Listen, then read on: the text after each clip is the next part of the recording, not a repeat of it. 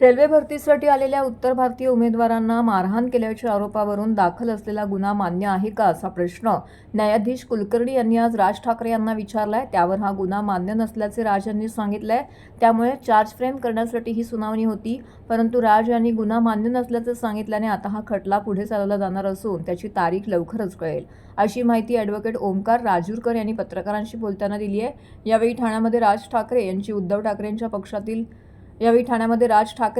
उद्धव ठाकरे पक्षातील नेत्यांनी देखील भेट घेतली। मुंबईसह राज्यातील सर्वच महापालिका निवडणुका येत्या काही महिन्यात होणार असून या निवडणुकीच्या तोंडावरती आज मुख्यमंत्री उद्धव ठाकरे आणि मनसे प्रमुख राज ठाकरे हे दोन्ही एकत्र आले आहेत। हे दोघे एकत्र निवडणूक लढवणार असल्याची चर्चा असून त्यांचे कार्यकर्तेही एकत्रित आंदोलन दिसत आहेत। असं असतानाच एका न्यायालयाच्या सुनावणीसाठी ठाणे न्यायालयामध्ये गुरुवारी राज ठाकरे हे आले असताना शिवसेना उभाटा पक्षाच्या नेत्यांनी त्यांची भेट घेऊन त्यांचं स्वागत केलंय। अखिल भारतीय रेल्वे भरती मंडळाने 19 ऑक्टोबर 2008 रोजी रेल्वे भरतीसाठी परीक्षा आयोजित केली होती। मुंबईत रेल्वे भरती परीक्षेसाठी आलेल्या उत्तर भारतीय उमेदवारांना मनसेच्या कार्यकर्त्यांनी मारहाण केल्याचा आरोप झाला होता। रेल्वे भरतीमध्ये उत्तर भारतीयांना प्राधान्य दिले जात असून रेल्वे भरतीत स्थानिकांवर अन्याय होत आहे असा मनसेचा आरोप होता। यानंतर हिंसाचार वाढला आणि या प्रकरणी राज ठाकरे यांच्यावरती गुन्हा दाखल झाला होता।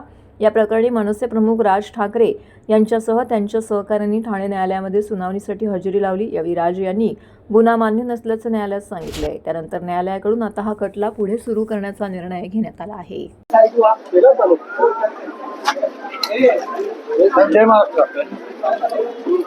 अरे मोबाइल देख अरे लवागी यार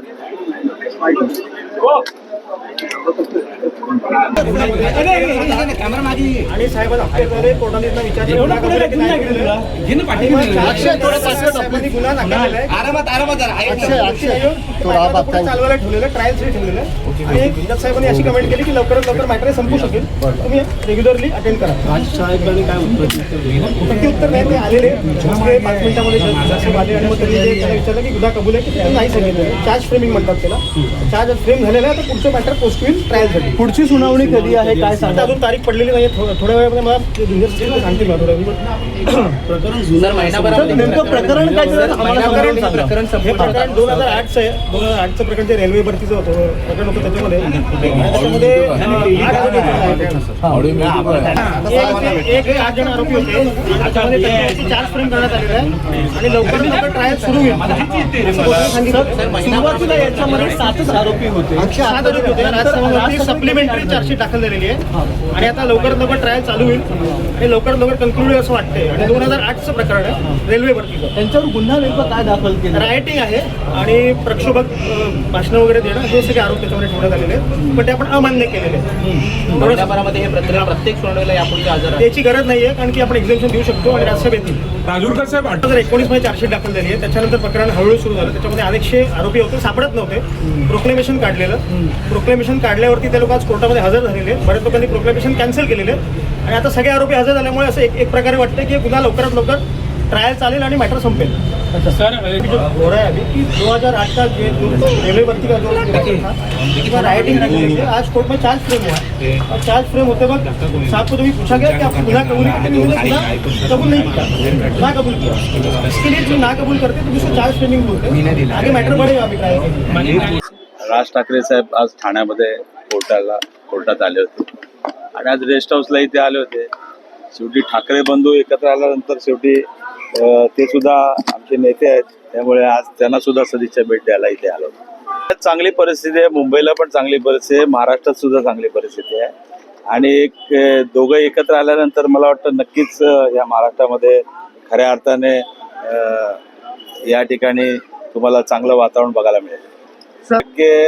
ठाणे महापालिका असेल, मुंबई असेल, इतर महापालिका असतील, नक्कीच या महापालिकेमध्ये खऱ्या अर्थाने 2 ठाकरे बंधू एकत्र आल्यामुळे नक्कीच त्याचा फायदा होईल। आता मतदारांना मी आवाहन करेल की खऱ्या अर्थाने आता मला वाटतं त्यांनाच कत्तल करण्याचं मला वाटतं इलेक्शनला नागरिकांनी करावं, कारण तुम्ही बघितलं असेल की आज हजारो झाडं घोडबंदरला त्या ठिकाणी कापली, त्यानंतर या ठिकाणी नाशिकला कुंभमेळ्यासाठी कापली जात आहेत। मेंटल हॉस्पिटलच्या इथे जे काय नवीन प्रोजेक्ट रेल्वे स्टेशनचा होतोय तिथे सुद्धा त्या ठिकाणी गेले। तुम्हाला आठवत असेल ज्यावेळेला टी चंद्रशेखर या ठाण्यामध्ये आले होते त्यावेळेला ती झाडं मोठमोठी झाडं आपण काढून त्याचं त्या ठिकाणी हे केलं होतं. तीच मला वाटतं हे करायला पाहिजे होतं, परंतु मनमानी चालू आहे, दादागिरी चालू आहे, सत्तेचा गैरवापर चालू आहे. हे नक्कीच या ठिकाणी लोक या मतदानाच्या द्वारे त्यांना दाखवून देतील. तुम्हाला थोड्या दिवसात समजेल, सर्वच एका दिवशी होणार नाही, दररोज तुम्हाला बातम्या लागतील, त्यामुळे तुम्हाला समजेल.